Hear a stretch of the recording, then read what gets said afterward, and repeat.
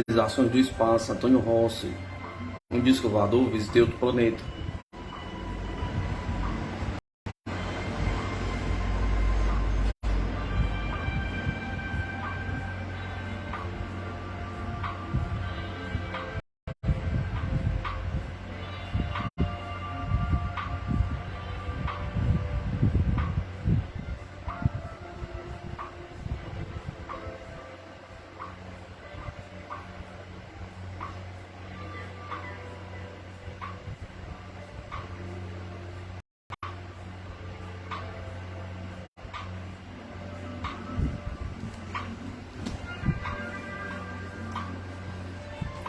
De regresso à Terra.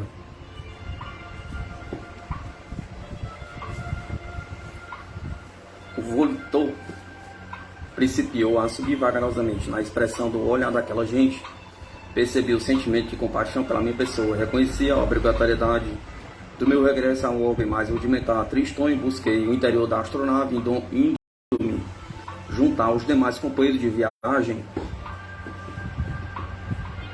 Pelos visores naturais do voltor, via lá embaixo homens, mulheres e crianças acenando para nós, porém estava impossibilitado de responder às saudações, condicionando-me a pensar que deixava um mundo de paz e amor para enfrentar o da luta e do desassossego. Envolviu-me um emaranhado de pensamentos, nem sequer notei quando a porta cerrou-se. Desse modo de absolvência foi tirado pela pressão dos dedos do Dr. Jansley, apresentando meu copinho com o mesmo líquido que ingerira quando de nossa partida da Terra, nada mais restando fazer que guardar a saudosa recordação daquele desconhecido planeta de sua gente. Tomei o precioso líquido, indo assentar-me junto ao Dr. Jansley para desafiar se possível um rosário de perguntas. Ao pressentir a minha intenção, aquele cientista sorriu e disse: "Pode perguntar." De início, desejo fazer 4 perguntas. Primeiro, qual o motivo que as casas, objetos, jardins, enfim, quase tudo é arredondado? Segundo, por que é que os planetas são bem maiores uns que os outros? Terceiro, por que os planetas nunca chegam a um ponto final? Se eles estão em movimento e andando sempre. Quarto, por que o senhor disse mesmo que os nossos cientistas consigam chegar a um planeta, a hipótese que jamais voltarão? Para a primeira pergunta, respondo que procuramos fazer tudo redondo para mais de perto seguimos a própria natureza. Em uma de suas mais belas expressões, veja que desde os frutos, árvores até as incomensuráveis massas celestes girando no espaço nos indicam a tendência da forma. Ora, discordar da sabedoria da natureza seria contrariar a ordem natural, violentar os seus ensinamentos, o que não é concludente. Assim afastamos-nos das anomalias que abraçamos para abraçarmos o lógico. Para a segunda e terceira pergunta, tenho a dizer: por todo o universo, os planetas em suas partículas, visíveis e invisíveis, luz, calor, som, substâncias, matérias, elementos, tudo, enfim, é esférico. Os mundos viajam e se desenvolvem ao máximo em tamanho e esplendor. Isto em trilhões de anos, para depois ir descrescendo, desagregando-se e expelindo suas partículas, substâncias, materiais, elementos para outros centros de radiação cósmica e evolutiva, a vida peregrinando pelo espaço.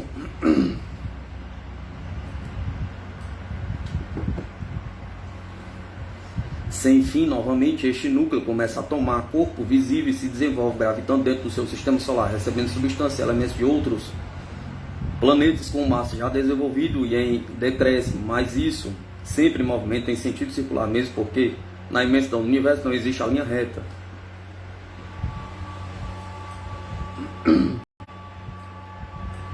Conclui-se: não existe no começo e fim de uma linha ou ação, estende-se por infinito. Para a sua quarta pergunta, é a dizer: os cálculos em medida de tempo para viagens interplanetárias dentro do seu mundo e fora dele é sensivelmente diferente, tendo assim também a distância, a velocidade dentro de um e outro planeta. E te esclareço mais isto: o cérebro humano é sintonizado com as rotações do planeta em que se vive. Estas rotações é que nos dão proporções exatas da circulação sanguínea, nos dão um equilíbrio cerebral e este o raciocínio. Se o homem da Terra quiser viajar para outro planeta, poderá fazê-lo desde que este tenha a mesma rotação terrestre. Do contrário, ao pousar em outro orbe, esse turista cairá por terra e o cérebro não raciocinará, e o sangue terá outra circulação, de acordo com a maior ou menor quantidade de rotações do planeta visitado. Portanto, não lhe será possível subsistir Dr. Jones, o senhor se refere ao desenvolvimento de luz nos planetas? Pergunta. Sim, enquanto essa luz inata estiver no auge, o planeta permanecerá feericamente iluminado, pois essa luz é emanada do centro das irradiações cósmicas evolutivas. Aliás, essa luz já despontou em seu planeta, que não é só que ainda é imperceptível a olho nu. Com o decorrer dos séculos em que a atmosfera terrestre vai se tornando rarefeita, então os raios solares já não se incandescerão tanto ao contato com o oxigênio e não mais produzirão esse calor insuportável de hoje. Tornar-se-á um calor confortável e revigorante para as plantas, homens e animais, mas em consequência os raios solares de então já produzirão a mesma claridade. Já não produzirão a mesma claridade. Adivinhe daí que o planeta tornar-se-á nublado se não tiver possuído de luz própria. Nesta época o planeta já estará verticalizado, então haverá somente 2 estações, 3 meses de outono e 9 meses de primavera. Agora, sou eu quem da sua pessoa gostou do mundo onde tudo é arredondado? Pergunta. As palavras não traduzem o que me vai na alma, nem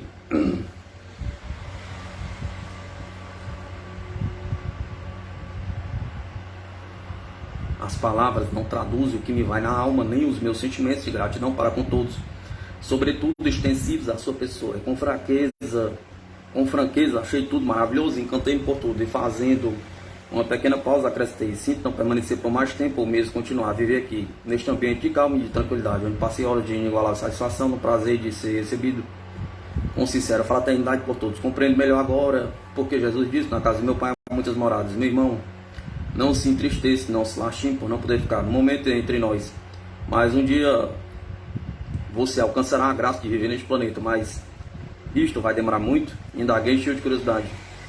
Pelos meus cálculos, você deverá estar já em mais ou menos 28 planetas diferentes, aprendendo cada vez pelo esforço, estudo, desenvolvendo o amor ao próximo. Então, podemos ter mais de uma vida em cada planeta? Perguntei. Afirmo que a vida é só uma e eterna. Entretanto, fazemos os nossos estágios atravessando as fases da vida dos diversos planetas. Quase sempre repetimos a lição 3, 4, 8 e até 10 vezes, vivendo no mesmo ordem. Como pode-se explicar essas fases da vida, doutor? Perguntei. E a vida e suas fases resumimos assim, e passou a tecer considerações que tento reproduzir. Tomemos um cone circular e o coloquemos como parte mais aguda, ou seja, a menor para baixo, em torno de sua periferia, em cuja altura medir precisamente 1 metro de circunferência. Colocamos 1 metro com 6 milímetros, com seus 1000 milímetros, até que suas pontas se toquem. Contínuo a esse método, já ajustamos outra borracha em volta do cone, porém precisamos esticá-lo para que suas pontas se toquem. É claro, portanto, que pretendo abranger superfície maior, que veremos na contingência de esticar esse método de borracha, provocando dilatação entre os seus milímetros. Com consequência, os milímetros do segundo metro tomam-se maiores. Se acima do segundo metro colocamos um terceiro, é evidente que esse metro precisa ser mais repuxado, ficando assim os seus milímetros maiores. Após o terceiro metro, se pusermos o 4º metro de borracha, ele ficará ipso facto, mas retense, os seus milímetros serão ainda maiores, porque maior foi a superfície a ser recoberta, procedendo assim sucessivamente, envolvendo o cone com o metro de borracha até chegarmos à sua boca. É óbvio que o último metro será o mais tenso, por ter coberto superfície mais ampla. Consequentemente, os seus milímetros ficarão bem mais separados e condicionados em maior dimensão. A esta altura, tocou-me com uma das mãos, dizendo: preste atenção no que vou lhe dizer. Esse cone é a vida, e aqueles milímetros são as fases da vida, ou os nossos diversos estágios. Iniciamos no primeiro metro, e de milímetro em milímetro vamos prosseguindo até completarmos a volta do cone. Então teremos percorrido 1000 milímetros, cada um representando as 1000 fases da vida. No segundo metro, começamos igualmente a atravessar as outras 1000 fases da vida, porém neste caso, como o metro está um pouco mais esticado e os seus milímetros são maiores, também as fases da vida, também as fases da nova vida são mais longas e maior o seu aprendizado. Por conseguinte, após muitos e muitos anos de prática do bem e vencendo de sabores e contratempos, atingiremos o terceiro metro. Como é natural, neste terceiro metro, os milímetros são mais compridos e teremos de percorrê-los com maior exercício de nosso livre-arbítrio, ganhando em mérito para nos transportarmos ao 4º metro. Desta maneira, de fase em fase, de metro em metro, De evolução em evolução, passaremos através do cone, que representa a vida. A vida que Deus, na sua excelsa magnanimidade, se dignou a conferir-nos e, findando a sua explanação, aduziu. Eis o processo evolutivo que lhe conferirá a tão desejada oportunidade de viver neste planeta. Achei a sua explicação maravilhosa e a imagem encantadora para me demonstrar o que é a vida. Se me afigurou feita com todos os pormenores. No entanto, desejarei saber qual a altura e o diâmetro desse cone. Perguntei. Meu irmão, a altura desse cone é a altura do universo, que podemos qualificar de ilimitado, e o seu diâmetro igualmente ilimitado. E qual a verdadeira base desse cone? O que somos e o que fazemos e para onde vamos? Altrivei duvidosamente. Em poucas palavras procurarei fazer-me compreensível, disse o Dr. Jansley. As bases deste cone se resumem em 3 pontos vitais: nascer, sentir e evoluir. Cada um com a sua significação. Nascimento, a mais sagrada de todas as coisas. Sentimento, a formação evolutiva do ser. Evolução, a razão de todas as coisas criadas. Assim como nascer, recebemos a síntese da sagração, que é a partícula divina e centelha do amor. Com o sentir e o compreender, ganhamos a grandeza e o esplendor das criaturas perfeitas. Com os sucessivos ciclos evolutivos, somos conduzidos para mais perto de Deus. Nosso real objetivo, em resumo, somos resultantes de um ato divino. Nascimento, cultuamos o bem e nos desenvolvemos. Sentimento, viajores experientes da eterna jornada. Evolução, tinha a intenção inteiramente presa aos proveitosos ensinamentos da sua filosofia, procurando assimilar bem o sentido de suas palavras. Quando o Dr. Jansley, procurando me consolar, acrescentou: não se apoquete muito, volte para o seu mundo, que é generoso e risonho quando se sabe conduzir a vida. Não há amargura com reflexões condicionando ao que não pode obter agora. Ao contrário de futuro, terá um novo campo de ação por distinguir com mais amplitude e razão de ser das coisas, se dedicará proveitosamente a obras dignas que lhe trarão íntima satisfação. Procure difundir o que viu e assistiu, e, se puder, escreva um livreto enfeixado, os relatos dessa viagem. Prometemos voltar futuramente e propiciaremos uma outra viagem. Então quer dizer que me vai ser dada a aventura de tornar rever o seu mundo? Perguntou. Que isso aconteça o mais depressa possível, mas são os meus votos, afirmei com desusado entusiasmo. Na próxima discussão lhe mostraremos então mais 3 planetas para você ter uma ideia pálida da diversidade da constituição dos mundos dentro da concepção que aludi. Na casa do meu pai há muitas moradas. E prosseguindo, passou a narrar. Em palestra que mantivemos já tive a oportunidade de citar o primeiro deles. Esse encontra-se na fase antediluviana, numa espécie de período quaternário da Terra, onde seus habitantes arrancam as raízes do solo com as próprias mãos e as devoram com suas impurezas. O segundo planeta que pretendemos lhe mostrar, você terá insatisfação de ver a sua superfície coberta de 96% de água. Nele, os seus habitantes conhecem a agricultura, porém luta com tremenda escassez de alimentos. Semeia-se nas suas terras inóspitas e inconsistentes a planta, e a planta nasce, porém, quando muito bem tratada, produz um único fruto, e dentro do intervalo correspondente a 8 meses do vosso calendário. Assim, um pé de feijão produz uma única fava, um pé de abóbora, uma única abóbora, e uma laranjeira, uma única laranja. Avalei, portanto, a luta travada por esses seres, que mais se vale do elemento aquático do que de substância do próprio solo. Apesar de serem velozes nadadores e exímios mergulhadores, fazendo inveja ao mais completo nadador do vosso orbe, constantemente são obrigados a enfrentar o produto do meio ambiente, representado por monstruosos e horripilantes animais subaquáticos, gigantescos lagartos e outros animais de grande porte semelhante aos extintos brontossauros, dimetrondos e demais congêneres da época antediluviana os atacam. Esses animais dotados de uma ferocidade ímpar têm a propriedade de, por sucção, atrair para suas mandíbulas as suas infelizes vítimas. Tais entes não estão muito distanciados da compleição orgânica do peixe. No líquido, elementos são fortes e destroços, porém fora d'água são de espantosa fragilidade, suportando quando muito um ser adulto uma carga de 25 quilos. O terceiro planeta é muito avançado e poderemos denominá-lo esfera-luz.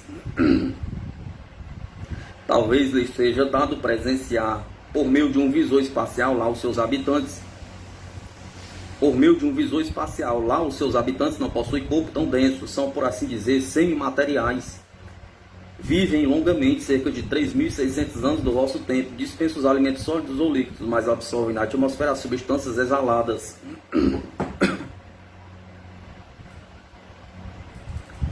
Ao respirarem, já se alimentam, suas vidas se processam em condições excepcionais, os seus trabalhos se ingessem exclusivamente ao que concerne ao espírito, numa conjunção tão potente de força mental que, para prostrar-nos inconscientes e imóveis, lhe é suficiente a vontade.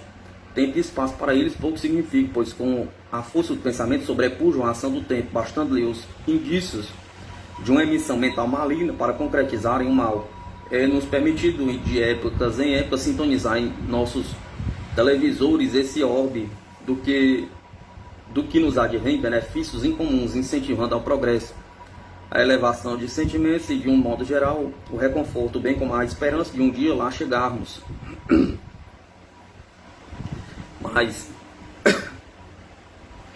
Mas é possível tanta força com o pensamento? Perguntei.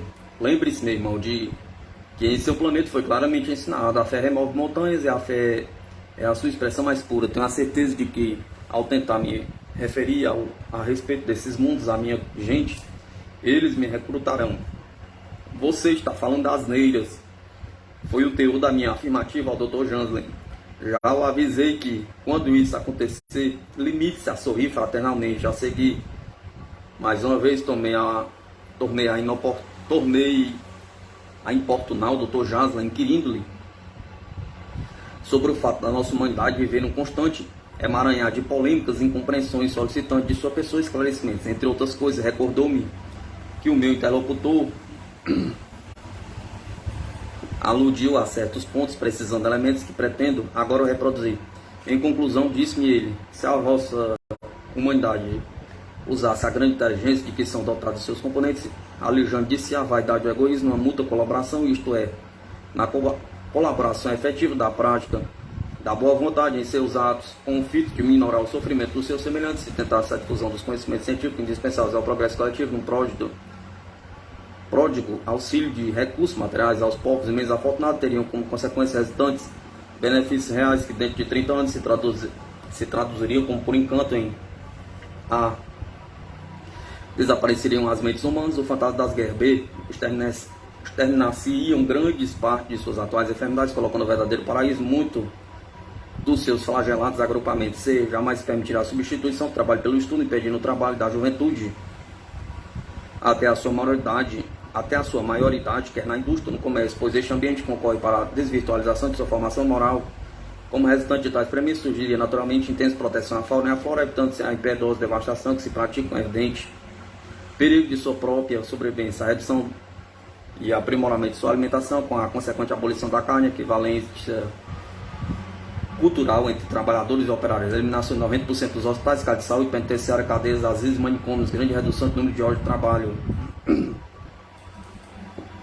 As leis e decretos passariam a ser meros preceitos legais, as forças armadas deixariam de existir, finalmente todos viveriam mais uns 40 anos, e sobremaneira suas indumentárias seriam reduzidas. Decorridos esses 30 anos, então a vossa humanidade estaria às postas do terceiro milênio, no processo de verticalização do planeta advindo apenas duas únicas estações do ciclo anual, outono e primavera.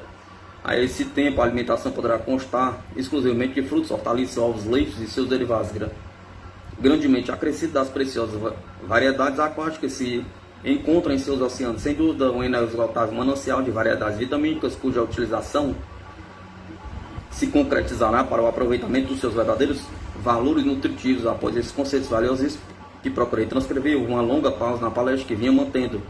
Valendo-me desse interregno da conversa, aproveitei a oportunidade para fazer ao Dr. Jansley uma pergunta no sentido de satisfazer a minha curiosidade. Assim indaguei: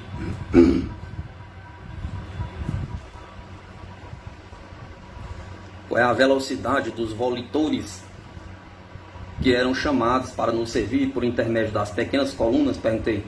Trata-se de volitores preferenciais destinados a tarefas particulares e urgentes que servem a casos como o nosso. Ao ser solicitado, sua velocidade é de 2.600 km Entretanto, pode atingir 33 vezes mais. Mentalmente fiz os cálculos. 33 vezes 2.600 e tornando-lhe presurosamente o braço, exclamei: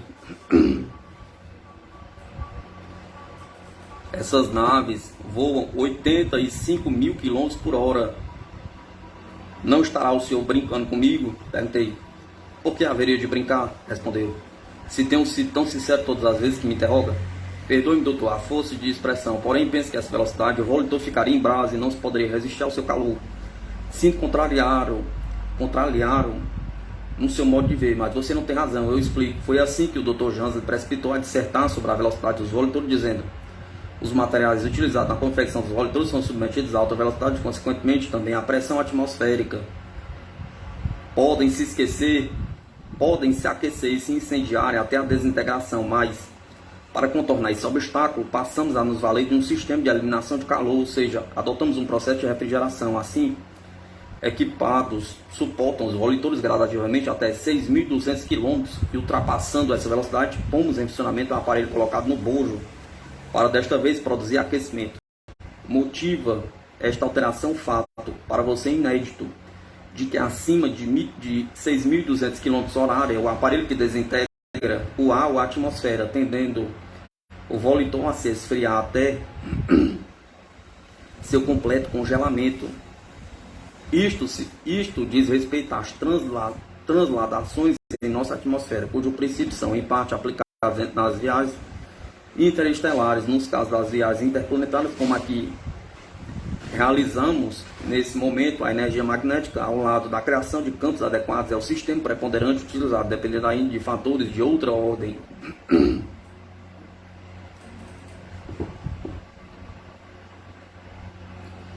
Daí passo a discorrer sobre um complexo sistema de campos magnéticos, cuja matéria era muito superior ao meu entendimento e da qual nada pude concluir, por não dispor de compreensão à altura. Lembro-me, porém, que finalizou a sua explanação com as seguintes palavras: nesse ponto não mais utilizamos a alta rotação, ele voa sem girar, o que lhe parecerá absurdo. Contudo, mantendo os poros abertos, recebendo ar e gerando energia devido à alta velocidade, ele começa a tomar forma alongada. Ao atingir essa velocidade, o controle dos poros se faz automaticamente para segurança do volitor. O disco, por você pilotado, poderia ter sua velocidade gradativamente aumentada até 300 mil km, que representa o ponto máximo de resistência para os roletores de uso intestino. Quanto aos de usos interplanetários ou interestelar, como disse, fatores diversos entram em jogo por vermos na contingência de transpor barreiras de natureza diametralmente opostas. E tendo em vista as enormes distâncias a percorrer, a velocidade usual é de ordem superior a 1 milhão, cognominada por nós alcance-luz. Finalmente, são alguns pequenos detalhes que lhe estou transmitindo por reconhecê-lo. Estou interessado no assunto, concluiu o Dr. Jansen. Caro leitor, abrindo um parênteses em nossos relatos, desejo fazer sentir que agora reconheça a infantilidade de certas perguntas feitas ao Dr. Jansen, na ânsia de auferir ensinamentos para lhe transmitir, e dentre elas mais esta.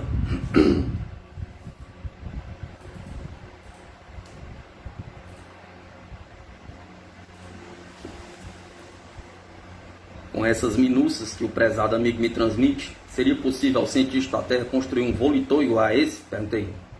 Respondeu: depende, meu irmão, muito depende das suas finalidades, das quais e das que esse volitor se destinasse. Se não for aplicado no sentido do bem para atender propósitos humanitários, garanto-lhe que será quase impossível ao homem cientista consegui-lo. Mas o que uma coisa tem com a outra? Perguntei. Qual a influência no caso? Perguntei. Resposta: é claro, é insofismável. A santa sabedoria indica aos descobridores ou inventores o momento propício. Acaso não observou a medicina? Mormente, no setor da cirurgia, a humanidade terrestre está adiantadíssima. Entretanto, em armas de guerra, os homens estão atrasadíssimos. É sempre a lei geral que regula os eventos dentro dos moldes evolutivos. Não pode haver dissonância entre o progresso material e a evolução do espírito. A vossa medicina realiza milagres que os próprios cientistas médicos não compreendem ou explicam. Por sua ação se alicerça só no objetivo de minorar as dores que atenuar sofrimentos. Portanto, o seu progresso e desenvolvimento se traz se faz graças ao sopro da inspiração divina, a excelsa magnanimidade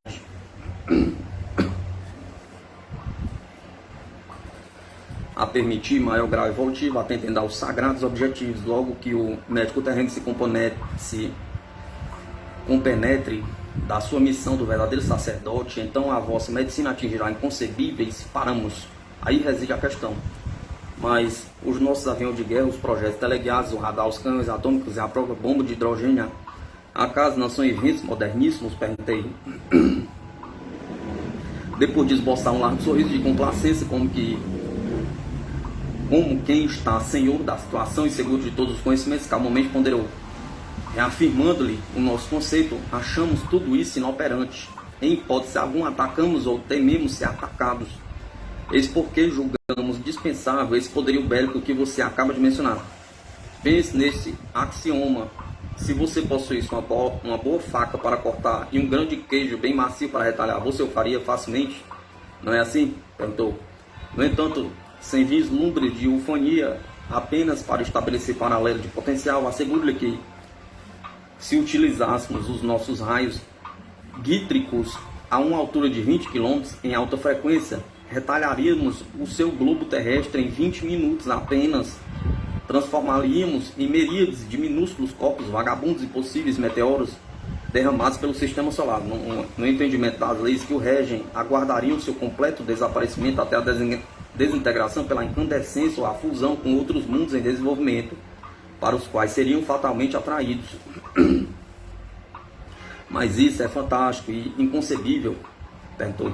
Exclamei afoito. Aqueles raios gítricos que vi nas oficinas perfurando peças, repeti quase maquinalmente, ainda deslumbrado pela revelação. Perguntou. Exatamente os mesmos raios, ou seja, a base daquela mesma força. Meu amigo, deve-se recordar que na ocasião afirmei estar sendo utilizado o raio gítrico para fins úteis e pacíficos, mas submetidos a alta frequência eram de inimaginável poder destruidor. O raio pulver desintegrador, ansiosamente buscado pela vossa humanidade, nada mais é que a combinação do raio gama com outros elementos, e ele não passa de mero auxiliar de nossos raios gítricos. Por aí, o amigo tem uma base para aquilatar o seu poder destruidor. O globo terráqueo não possui em toda a sua contextura um metal tão resistente quanto aquele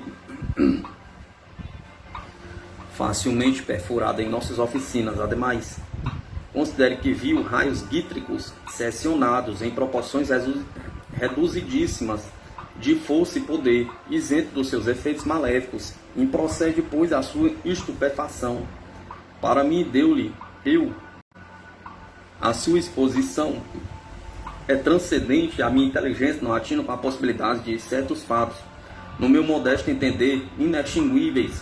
Contudo, aceito sinceramente os seus esclarecimentos e sinto-me honrado pela sua deferência em me dar tão grande atenção. A sua conversação é atraente e elevada, e que me condiciona a um minúsculo peixe atirado num grande rio. Você não é pequeno como julga, meu amigo. Você é dotado de centelha divina como eu. No entanto, acredito tê-lo entretido com a minha palestra, pois parece-me não ter percebido estarmos prestes a chegar. Já vamos aterrissar próximo ao sítio onde o recolhemos. Imediatamente corri para os visores e distingui o mar e uma série de montanhas, parecendo-me que deslizávamos em um ângulo inclinado, quando um dos tripulantes movimentou uma das alavancas do painel e a astronave passou a descer em sentido vertical, sempre com a mesma prodigiosa velocidade. Agora estávamos a baixa altura. Vi ao lado uma cidade que seria Paraibuna. Quando descrevendo uma rápida curva, disse que estacionou. Tive a sensação de que nós íamos chocar com a terra. Quando o Holiday parou e de uns 20 metros de altura iniciou lenta aterrissagem, parando suavemente a meio metro do solo.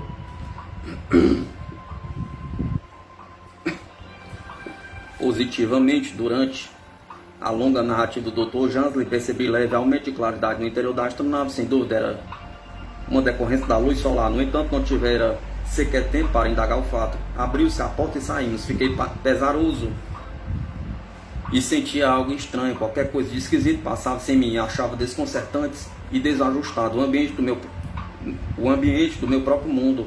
Habituara-me facilmente ao conjunto maravilhoso do planeta que visitara, as suas indescritíveis belezas, e me encontrava com uma pessoa ao deixar a formosa sala de visita para ingressar no inópino, numa rústica choupana. Estranhei o sítio em que aterrissamos, aquele campo aberto de uma vegetação raquítica, de enfraquecidos arbustos e raras árvores crescidas sob meio hostil. O rio fica perto, e nesta posição, disse o Dr. Jansen, indicando-me a direção a tomar. Ao mesmo tempo tomou o meu pulso e olhou os meus olhos, procedendo um rápido exame como fizeram outras vezes, e assim falou: está tudo bem. Nos encontramos a menos de 1 quilômetro do local que o apanhamos, o qual fica para o lado de cima do rio. Agora sei de sua satisfação em nos ter visitado. Como lhe prometi, trouxe-o de volta. Satisfeito, cheio de saúde, nada lhe sucedeu. Dou graças a Deus. Sinto-me feliz por ter sido a primeira intermediária entre... Sinto-me feliz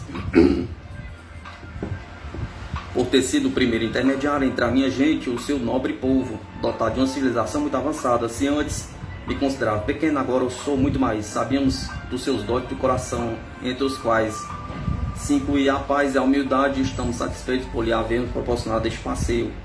Despediram-se de mim os outros dois tripulantes.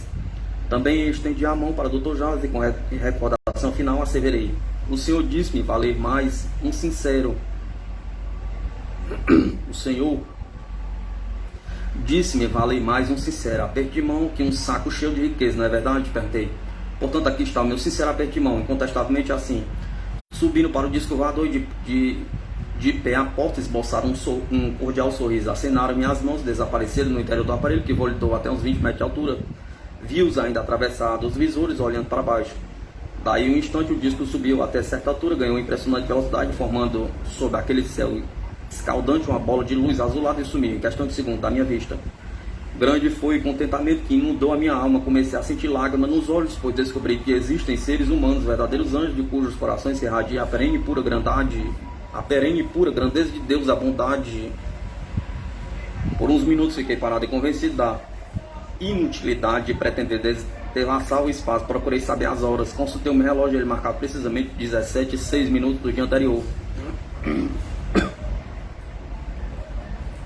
Havia parado, assinalou certamente a hora em que eu havia ingressado no disco voador para assentar a viagem na terra da véspera. Pela altura do sol deveria ser umas 10 horas da manhã. Procurei caminhar na direção indicada e foi-me fácil encontrar o rio para minha orientação. Subi, margeando o seu leito, não tardando a encontrar a minha linha de profundidade, que permanecia amarrada a um pequeno arbusto. Dos meus sanduíches só restava o papel de invólucro que voara pouco mais longe. Recolhi a linha e continuei o caminho até divisão, a cabana armada pelos meus 4 companheiros. Descia um top mais saliente do terreno, quando um deles, ao deparar comigo, gritou: olha, o Rossi! Apontando na minha direção. Da barraca saíram os outros 3 companheiros para certificar-se da minha presença. O meu cunhado correu ao meu encontro, ansioso por indagações. O que lhe aconteceu, rapaz? Perguntou. Onde passou a noite? Perguntou. Procuramos você em toda a parte. Que diabo se meteu? Perguntou. Pela promessa feita ao Dr. Jansen de guardar segredo durante 8 dias de minha inesperada viagem, limitei-me a responder: não me aconteceu nada, é que desci muito lá para baixo e fiquei pescando a noite toda. Onde estão os peixes? Você não pegou nada? Perguntou. Apesar de me parecer local piscoso, nada peguei.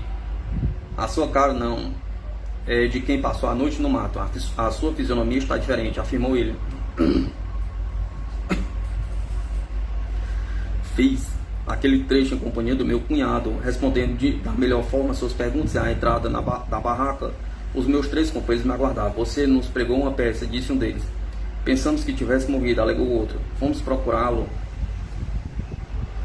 por toda a beira do rio e ficamos apreensivos. A opinião era geral. As alegações se sucediam com amarga censura pelo meu procedimento e não se cansavam de me recriminar pelo sucedido. Bonito, você me desapareceu ontem, me surge agora às 10:30 da manhã com cara de quem comeu e não gostou. E imagine o susto que nos pregou. Já íamos dar parte na delegacia do seu desaparecimento, alegando possibilidade de afogamento. Rossi: aqui tem um resto de sanduíche e um pouco de pinga. Coma, porque pretendemos sair lá pelo meio-dia. Assim dizendo, mostrou-me alguns peixes que haviam conseguido pescar, e com ênfase acrescentou: isto é que é ser pescador, você anda léguas e nada consegue. A próxima vez vou te dar umas lições de como se fisga um dourado. De pescaria você tem prosa. Intervalou o outro companheiro, afirmando: a boia está naquela sacola, não quero nada, não tenho fome. Respondi: você está sem fome, passou a noite toda acordado e me vem com essa? Você comigo a um monstro e não quer nada agora? Concluiu um deles. Olha, afirmou o outro, para mim você andou na casa de alguma caipira pela beira do rio e na hora certa achou uma cabocla. A sua fisionomia não nega, vá contar isso a outra. Estou meio indisposto, declarei para finalizar a conversação. Indisposição não deixa ninguém com a pensativo como você está. Pode parecer mentira, mas o seu jeito é de preocupação. Com certeza você andou fazendo alguma arte esta noite, durante o tempo que eu auxiliei a arrumar bagagem para dispor no automóvel de volta a São Paulo. Fartei-me de ouvir o lero-lero dos meus companheiros. Isso pendurou toda a viagem. Embora novidades surgissem pelo caminho, sempre que se deparava exejo repisavam o acontecido, acentuando o fato de eu estar macambúzio aquela noite. Não achei acomodação no leito. Na manhã seguinte, em lugar de me dirigir para o serviço, como habitualmente fazia, fiquei perambulando pela cidade, sempre com os pensamentos voltados para aquele orbe onde fora levado. Atravessava as ruas da cidade, meditando no acontecido. Tudo se me afigurava tão irreal e incrível. Disse aí que me libertaram de um mágico encantamento. Após haver tomado uma refeição no restaurante, fui ao cinema a fim de espairecer. Fim da sessão, retirei-me absorto e ainda homologava comigo mesmo sobre tudo quanto presenciara. Não bastante procurar me distrair ou enganar a mim próprio. Traía-me as ideias fixas. Decorreu-se a mesma e os comentários eram visíveis, feitos na minha presença com a preconcebida intenção de me arrancarem algo. Entreviam qualquer coisa de anormal, porém eu resolvera silenciar. Na fábrica, na hora do café, eram comuns os répitos desse naipe. Você já notou como Rossi mudou depois daquela noite que andou sumido lá na beira do rio? Perguntavam. Acho que ele viu assombração, afirmavam uns. Isso mesmo. Desde aquele dia o rapaz perdeu a alegria de viver. O coitado está tristonho. Qualquer novidade houve. Parece que ele anda meio no ar. Diziam outros. Recordava-me a noite de certas passagens de certos pontos abortados pelo Dr. Janslen em conversa, e a terra tornasse mais fecunda quando pisada pela mulher. A missão da mulher era muito mais elevada do que supõe o homem. Posso afirmar ser a sua missão altamente moralizadora, visto ela possui o sentimento inato da nobreza. Eles não deveriam trabalhar na indústria elas não deveriam trabalhar na indústria ou no comércio. Seria imprescindível zelar pela conservação de sua saúde, dando-lhe campo propício de trabalho. Suas faces tornar-se-iam bronzeadas e sua saúde verteria com exuberância se os seus afazeres se conjugassem com o ambiente campestre. A esbelteza de seu físico realçaria pelo campo, e através do campo a mulher seria emaspada um dia. As plantas são mais visórias, as flores produzem mais perfume, as frutas são mais doces quando tratadas pelas mãos da mulher, e assim fica recordando durante horas das magníficas preleções do Dr. Janslen. Ficava recordando durante horas. Contudo, evitei fugir ao compromisso assumido. Fiz Hércules esforço para dar cumprimento à palavra empenhada. Resolvi aguardar a próxima segunda-feira, quando se expirava o prazo concedido.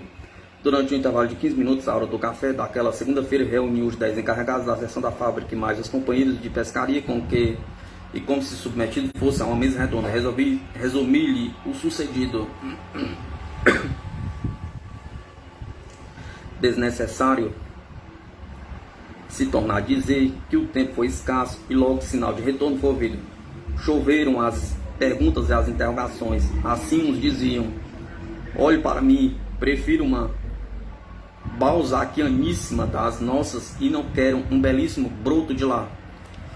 Essa história de só comer líquido não me serve, não como um bom frango, nada como um bom frango assado com farofa ou um belo bolo de porco.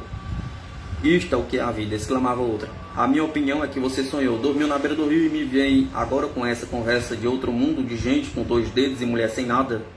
Eu não acredito nisso, asseverava outro companheiro. Escute, quando você for pescar comigo, você não vai sair de perto de mim, entendeu? Se os homens aparecerem, eu quero ir no tal planeta comigo, não tenha dúvida. Ou eles me contam de onde são, ou pego-os a tapa.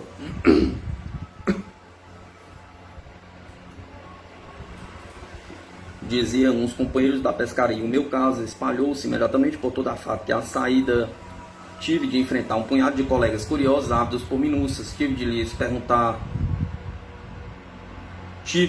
lhes responder às perguntas. Foi um verdadeiro inquérito. Em minha casa, alguns deles foram me procurar, desejosos de conhecer os pormenores da estranha viagem. Vi-me na contingência de fazer minucioso relato de tudo quanto me acontecera. Desde a minha partida às 17h06, hora de sábado, até às 10h20 da manhã de domingo, hora provável da chegada. Assim, de maneira geral, se uns deram crédito, outros se mostraram céticos e outros descrentes. Contudo, tinha convicção do que me sucedera.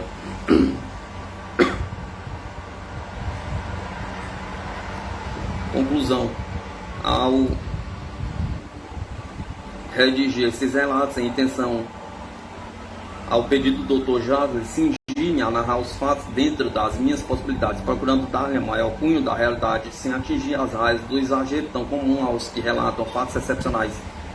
Eis finalmente o teor da mensagem que me foi dado pelo Dr. Jasler no gabinete do desenho. Aos homens de boa vontade. Primeiro, deveras todos nós nos sentimos entristecidos por saber que os terrícolas ainda vivem uma existência mal conduzida. Segundo, formulamos votos para que a sua humanidade seja compreensível na tolerância mútua do respeito entre os povos, a fim de que a paz reine no coração de cada um e a ninguém seja dado até o rastilho do ódio. Terceiro, fazemos um apelo aos homens de consciência reta no sentido de evitarem esforços para suavizar os sofrimentos, amenizar as aflições dos habitantes da terra que sofrem pela geral incompreensão às leis de Deus. Quarto, regozija-nos perante o Criador por tudo quanto se fizer em prol de seus semelhantes na terra, e os alertamos com a sábia máxima: ajudem mutuamente para serem ajudados. Esta, em suma, a resenha da magnífica mensagem endereçada aos homens da terra, da qual fizeram-me porta-voz, a fim de trazê-la ao conhecimento de todos os meus compatriotas do orbe terráqueo. Para mim foi sem dúvida uma preponderante razão entre as que me alicercei para atrever a publicar o relato desta inédita viagem.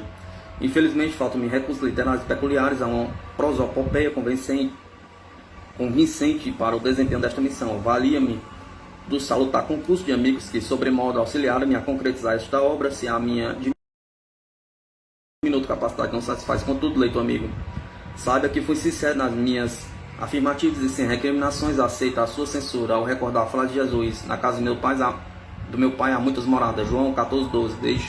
Deixo-lhes os meus agradecimentos.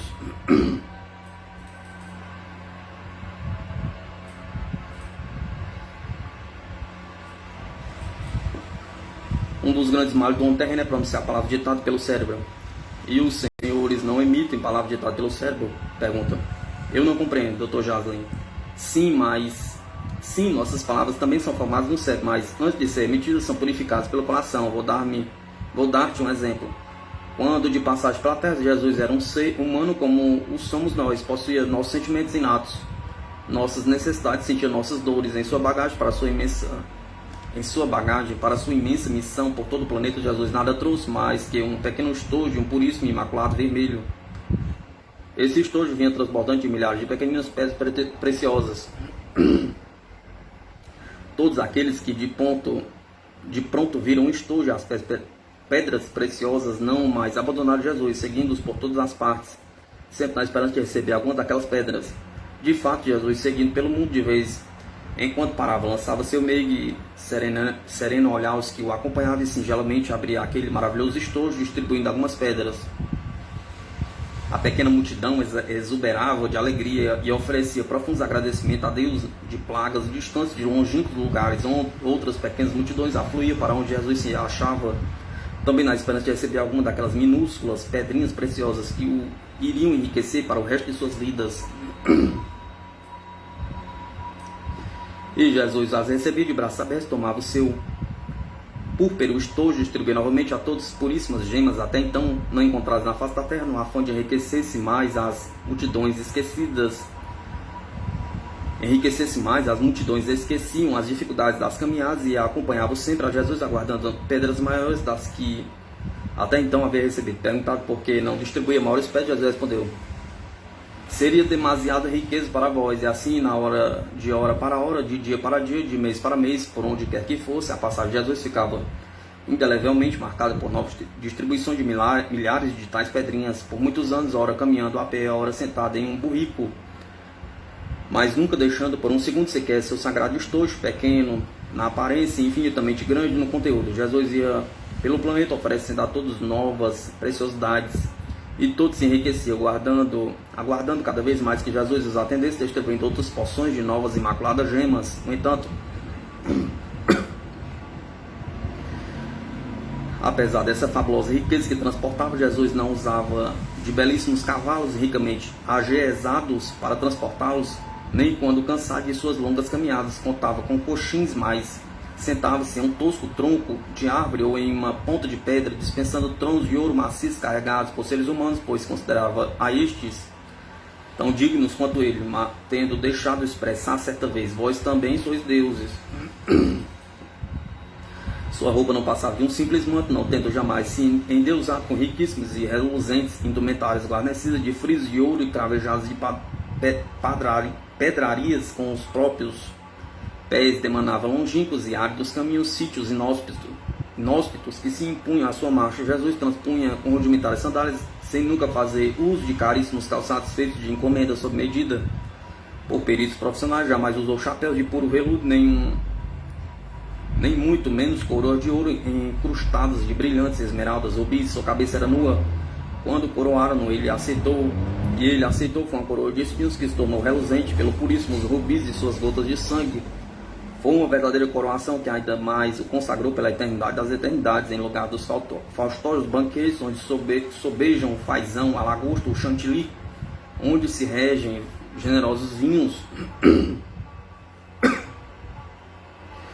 Jesus teve em toscas pedras, como a mesa, pão pesado, pão passado, e o divino mestre em sua terrena caminhada, novos viajeiros aí encontrando em novas pedras preciosas e ofertando. Jesus sentia-se feliz ao ver estampado nos semblantes daqueles que o seguiam paz e amor. Estes regozijavam-se por se tornarem milionários, por possuir aquela fabulosa riqueza oriunda daqueles minúsculos continhas preciosas. Jesus Cristo, nosso excelso civilizador e supremo orientador espiritual, retinha ainda em seu maravilhoso estojo, que era verdadeiro manancial, milhares de pedrinhas que, como divino agricultor, iria semear de cidade em cidade, de vila em vila, de aldeia em aldeia, de lugarejo em lugarejo, de tribo em tribo.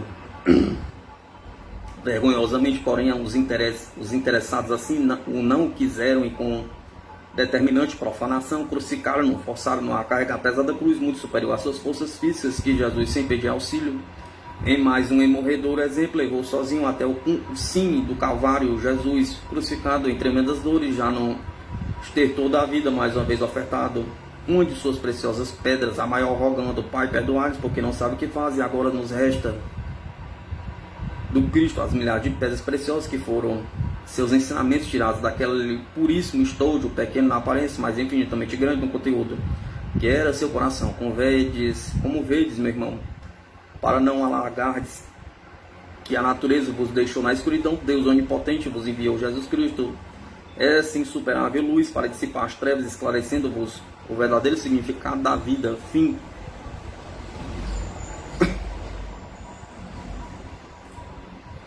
Antônio Rossi. No disco voador, visitei outro planeta, civilizações do espaço, visitando o planeta Terra.